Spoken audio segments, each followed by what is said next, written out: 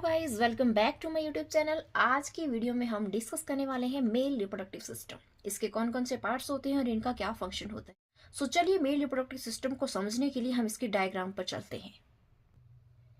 सो यहाँ पर आप देख सकते हैं, ये मैंने डायग्राम ड्रॉ कर रखा है मेल रिप्रोडक्टिव सिस्टम का। ये काफ़ी बड़ा है, ये कैमरे में पूरा नहीं आ रहा है, इसलिए मैं आपको थोड़ा इसको मूव करके दिखा रही हूँ। सो इसके बहुत सारे पार्ट्स हैं, तो हम स्टार्ट करते हैं टेस्टिस से। टेस्टिस क्या होते हैं? ये एग शेप के सेक्स ऑर्गन्स होते हैं। ये आप देख सकते हैं यहाँ पे पेयर ऑफ टेस्टिस, ठीक है। मतलब ये एग की तरह आपको दिखाई दे रहे हैं। ये एक स्किन पाउच के अंदर सस्पेंडेड होते हैं, मतलब लटके हुए होते हैं इस तरह से स्किन पाउच के अंदर। और जो स्किन पाउच है इसको हम बोलते हैं स्क्रोटम। स्क्रोटम के अंदर ये टेस्टिस जो है ये सस्पेंडेड होते हैं एब्डोमेन से। मतलब ये ऊपर वाला पार्ट जो है एब्डोमेन है, एब्डोमेन से ये इस तरह से सस्पेंडेड होते हैं यहाँ पे। और इसमें क्या होता है, इसमें स्पर्म सेल्स की प्रोडक्शन होती है, ठीक है। जो स्पर्म्स बनते हैं मेल के अंदर वो सारे इसके अंदर प्रोड्यूस होते हैं। अब इसको हम थोड़ा इलेबोरेट करके देखते हैं। सो यहाँ पे मैंने ड्रॉ कर रखा है ये टीएस ऑफ टेस्टिस। जो हमने टेस्टिस एग शेप का सेक्स ऑर्गन देखा वो अंदर से कुछ इस तरह का दिखाई देता है। जो ये टेस्टिस होता है इसमें 3 लेयर्स होती है। आप इनको वाव से याद रख सकते हैं, ठीक है। जो सबसे बाहर वाली लेयर है उसको हम बोलते हैं ट्यूनिका वैजिनालिस, और उसके अंदर जो मिडल वाली लेयर है उसको बोलते हैं ट्यूनिका एल्बुजिनिया, और जो सबसे अंदर वाली लेयर होती है उसको हम बोलते हैं ट्यूनिका वेस्क्यूलोसा, ठीक है। तो वैजिनालिस, एल्बुजिनिया, वेस्क्यूलोसा, इसको आप वाव से याद रख सकते हैं, VAV, ठीक है। तो सबसे अंदर वाली जो लेयर होती है जिसको हम बोलते हैं ट्यूनिका वेस्क्यूलोसा, वो क्या करती है, वो जो ये टेस्टिस है इसको ब्लड सप्लाई करती है, ठीक है। और इसके जो मिडल वाली लेयर है, यानी कि जो यहाँ पे ये लेयर है, ये क्या करती है, ये टेस्टिस को स्टेबलाइज करके रखती है, इसके स्ट्रक्चर को। और जो सबसे बाहर वाली लेयर है ये क्या करती है, ये लुब्रिकेट करती है टेस्टिस को। मतलब इसके अंदर जो मॉइस्चर है इसको ये मेंटेन करके रखती है। सो अब हम बात करते हैं कि टेस्टिस जो होता है इसके अंदर क्या होता है। अब टेस्टिस जो है इसमें क्या होता है, ये लोब्स से मिलकर बना हुआ होता है। ये आप यहाँ पे देख सकते हैं, ये मैंने जो ड्रॉ कर रखा है ये है लोब्स। तो इस तरह से जो टेस्टिस के अंदर 250 लोब्स होते हैं, मतलब अप्रोक्सीमेटली 250 लोब्स होते हैं इसके अंदर। और हर एक लोब के अंदर जो है 2 से 3 सेमिनिफेरस ट्यूब्यूल्स होते हैं। ये जो यहाँ पे आप देख रहे हैं ये ट्यूब्यूल्स से जो है ये है हमारे पास सेमिनिफेरस ट्यूब्यूल्स, ठीक है। जो इस सेमिनिफेरस ट्यूब्यूल्स होते हैं इनके बीच में, मतलब जैसे यहाँ पे 1 हो गया, ये 2 हो गया, इस तरह से 2 2 3 3 सेमिनिफेरस ट्यूब्यूल्स इसके अंदर होते हैं। और इनके बीच में जो स्पेस है यहाँ पर होते हैं एक स्पेशल टाइप की सेल्स जिनको हम बोलते हैं लेडिक सेल्स, ठीक है। जो ये लेडिक सेल्स होते हैं ये क्या करते हैं, ये टेस्टोस्टेरोन हार्मोन को सिक्रेट करते हैं। जो ये आप ट्यूब से देख रहे हैं इसके अंदर स्पर्म बनते हैं। तो इसके अंदर ही कुछ स्पेशल टाइप के सेल्स होते हैं जिसको हम बोलते हैं सर्टोली सेल्स। जो सर्टोली सेल्स होते हैं वो क्या करते हैं, वो नरिशमेंट प्रोवाइड करते हैं डेवलपिंग स्पर्म्स को। मतलब जब स्पर्म्स यहाँ पे बन रहे हैं तो उनको जो न्यूट्रिशन चाहिए होती है डेवलप होने के लिए वो सर्टोली सेल्स प्रोवाइड करते हैं। तो जब स्पर्म यहाँ पे बन चुके होते हैं, मतलब वो इमेच्योर होते हैं, वो मेच्योर होने के लिए यहाँ से बाहर जाते हैं और इस सेमिनिफेरस ट्यूब्यूल से होते हुए वो पहुंचते हैं रेटी टेस्टिस में। तो ये वाला जो एरिया है ये है हमारा रेटी टेस्टिस, ठीक है। यहाँ पर हमारे पास यहाँ से इमेच्योर स्पर्म सेल्स यहाँ पर आ जाती हैं। तो जब वो यहाँ पर आते हैं तो उसके बाद वो जाते हैं एपिडाइडिमिस में। ये जो पीछे वाला पार्ट देख रहे हैं ये है एपिडाइडिमिस।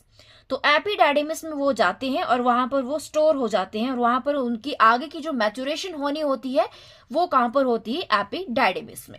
इलोंगेटेड सा जो स्ट्रक्चर है इसको हम बोलते हैं एपिडाइडिमिस। टेस्टिस की जो बैक साइड में प्रेजेंट होता है, ठीक है। इसमें क्या होता है, ये स्पर्म को ट्रांसपोर्ट करने के लिए रिस्पॉन्सिबल होता है। जब स्पर्म यहाँ पे बनते हैं उसके बाद वो इमेच्योर यहाँ पे आ जाते हैं, ठीक है। और इमेच्योर स्पर्म ही यहाँ से एपिडाइडिमिस में आते हैं। तो स्पर्म की मेच्योरिटी के लिए उसके अंदर जो एक्स्ट्रा पार्ट्स होते हैं उनको रिमूव किया जाता है। तो स्पर्म के अंदर क्या होता है, एक्स्ट्रा फ्लूइड होता है। तो उस एक्स्ट्रा फ्लूइड को भी ये एपिडाइडिमिस के अंदर ही रिमूव किया जाता है। अब एपिडाइडिमिस की अगर हम बात करें तो इसमें 3 पार्ट्स होते हैं, ठीक है। जो सबसे ऊपर वाला रीजन है इसको हम बोलते हैं कैपट एपिडाइडिमिस, और जो ये मिडिल वाला पार्ट है इसको हम बोलते हैं कॉर्पस एपिडाइडिमिस, और जो ये सबसे पीछे वाला पार्ट है इसको हम बोलते हैं कॉर्डा एपिडाइडिमिस। तो इसको याद रखने के लिए आपको पता होना चाहिए कि कैपट, कैपट मतलब कैप, कैप कहाँ पे होती है, हेड रीजन में। तो जो ये सबसे ऊपर वाला पार्ट है उसको हम बोलेंगे कैपट, ठीक है। और जो मिडिल वाला पार्ट है इसको बोलेंगे कॉर्पस एपिडाइडिमिस। सो कॉर्डा से आप याद रख सकते हैं कि जो इसका पीछे वाला पार्ट होता है यानी कि टेल रीजन जो होता है उसको हम बोलते हैं कॉर्डा एपिडाइडिमिस। सो जो ये सबसे ऊपर वाला पार्ट है यानी कि जो कैपट एपिडाइडिमिस है, ये रेटी टेस्टिस से स्पर्म को रिसीव करता है, ठीक है। और यहाँ पर स्पर्म रिसीव होते हैं और वो कुछ टाइम के लिए स्टोर रहते हैं, टेम्परेरी कॉर्पस एपिडाइडिमिस उसको स्टोर करता है। और इसके बाद क्या होता है, वो यहाँ पर आ जाते हैं कॉर्डा एपिडाइडिमिस में। तो यहाँ पर जो उनको मतलब उनकी स्टोरेज रहती है काफी लंबे टाइम तक, क्योंकि यहाँ पर क्या होता है, उनकी फर्दर मैचुरेशन का जो प्रोसेस है वो यहीं पर कंप्लीट होता है। अब जो एपिडाइडिमिस है ये कॉर्डा एपिडाइडिमिस वाले रीजन में एंड होता है, ठीक है। अब यहाँ से एक ट्यूबुलर स्ट्रक्चर अराइज होता है जिसको हम बोलते हैं वास डिफरेंस। तो जो ये वास डिफरेंस है ये टेस्टिस को ब्लैडर से कनेक्ट करती है।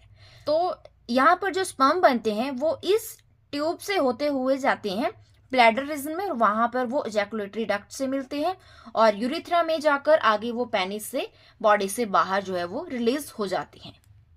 सो अब हम वापस से आ गए हैं उसी स्ट्रक्चर पे। सो ये है टेस्टिस, जिसको हमने देखा कि इसके अंदर बहुत सारे लोब्स होते हैं और लोब्स के अंदर होते हैं सेमिनिफेरस ट्यूब्यूल्स। वहां पर स्पर्म की प्रोडक्शन होती है। स्पर्म बनने के बाद वो इमेच्योर फॉर्म में एपिडाइडिमिस में आ जाते हैं। जो इसके बैक में ये स्ट्रक्चर है ये है एपिडाइडिमिस। तो यहाँ पर उनकी फर्दर मैचुरेशन होती है और मेच्योर स्पर्म यहाँ से जो है रिलीज होते हैं, ठीक है। तो ये वाला जो स्ट्रक्चर है जो यहाँ से अराइज होता है इसको हम बोलते हैं वास डिफरेंस। ये स्पर्म को कैरी करती है और उसको यूरिथ्रा तक ले जाती है। यूरिथ्रा में क्या होता है, इजैकुलेशन के टाइम पे वो बॉडी से बाहर जो है पेनिस से रिलीज होते हैं। तो मैं यहाँ पे इसको मूव करके आपको दिखा रही हूँ ऐसे।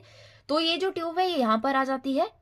सो ये जो ट्यूब है ये एपिडाइडिमिस से स्टार्ट होती है और पेल्विक रीजन से होती हुई ये पहुंच जाती है यहाँ पे यूरिनरी ब्लैडर में। यूरिनरी ब्लैडर में आकर क्या होता है, ये स्टोरेज चैम्बर्स यहाँ पे फॉर्म करती है। तो इसमें वो सीमन को कुछ टाइम के लिए जो है वो कलेक्ट करके रखती है। इन चैम्बर्स को हम बोलते हैं एम्प्यूला, ठीक है। जो यहाँ पे जो स्फोलिंग रीजन है इस डक्ट का उसको हम बोलते हैं एम्प्यूला, ठीक है। इसमें जो स्पर्म है वो कुछ टाइम के लिए स्टोर रहते हैं और उसके बाद ये जो डक्ट है ये यहाँ पर मिलती है आकर और यहाँ पर वो इजैकुलेटरी डक्ट को ज्वाइन करती है। ये वाला रीजन है हमारे पास इजैकुलेटरी डक्ट। तो सीमन जो है वो इजैकुलेटरी डक्ट से होता हुआ चला जाता है यूरिथ्रा में। ये वाला जो रीजन है हमारे पास ये है यूरिथ्रा, और यूरिथ्रा से होता हुआ वो पेनिस से जो है बॉडी से बाहर एक्सपेल कर दिया जाता है ड्यूरिंग द इजैकुलेशन। स्पर्म जब एपिडाइडिमिस से इस वास डिफरेंस में ट्रैवल करते हैं तो इस ट्यूब से होते हुए स्पर्म यहाँ पर यूरिनरी ब्लैडर में पहुंचते हैं और यहाँ पर प्रेजेंट होती हैं सेमिनल वेसिकल्स। मतलब यहाँ पे पेयर ऑफ ग्लैंड्स प्रेजेंट होते हैं जिनको हम बोलते हैं सेमिनल वेसिकल्स। तो सीमन का जो फ्लूइड पार्ट होता है वो यही वाले ग्लैंड जो है वो प्रोड्यूस करते हैं। मतलब मेजॉरिटी ऑफ फ्लूइड जो है वो सेमिनल वेसिकल ही प्रोड्यूस करते हैं। इसको हम सेमिनल ग्लैंड्स भी बोलते हैं और वेस्कुलर ग्लैंड्स भी बोलते हैं, ठीक है। ये स्पर्म के साथ कंबाइन करते हैं और जब ऑर्गेज्म के टाइम यानी कि जो सेक्सुअल प्लेजर होता है उस टाइम पे ये क्या होते हैं, ये बॉडी से बाहर यहाँ से रिलीज हो जाते हैं। इसके साथ साथ जो ये सेमिनल वेसिकल्स है इसमें कुछ मसल टिश्यूज भी होते हैं। तो मसल टिश्यूज क्या करते हैं, जब इजैकुलेशन के टाइम पे वो कॉन्ट्रैक्ट होते हैं तो इसकी वजह से जो फ्लूइड पार्ट है उसको वो पुश करते हैं और वो जाकर जो है वो स्पर्म से मिक्स हो जाता है यहाँ पे। तो स्पर्म जब इस फ्लूइड के साथ मिक्स हो जाते हैं तो वो पहुंचते हैं इजैकुलेटरी डक्ट में। तो इजैकुलेटरी डक्ट में उसको नेक्स्ट जो ग्लैंड मिलते हैं वो है यहाँ पर प्रोस्टेट ग्लैंड्स, ठीक है। जो प्रोस्टेट ग्लैंड्स होते हैं ये जो वो फ्लूइड पार्ट है उसको सीमन में ऐड करती है। मतलब जो स्पर्म आए पीछे से उसमें जो फ्लूइड पार्ट को ऐड करने का काम है वो करते हैं प्रोस्टेट ग्लैंड्स। अब प्रोस्टेट ग्लैंड के बाद रास्ते में इनको एक और ग्लैंड मिलते हैं जिनका नाम है बल्बो यूरिथ्रल ग्लैंड्स, जिसको हम कॉपर्स ग्लैंड के नाम से भी जानते हैं। कॉपर्स ग्लैंड्स इनको इसलिए बोलते हैं क्योंकि इनको एक इंग्लिश सर्जन ने डिस्कवर किया था जिनका नाम था विलियम कॉपर। तो उनके नाम पे ही इनका नाम जो है कॉपर्स ग्लैंड्स भी रखा गया है, ठीक है।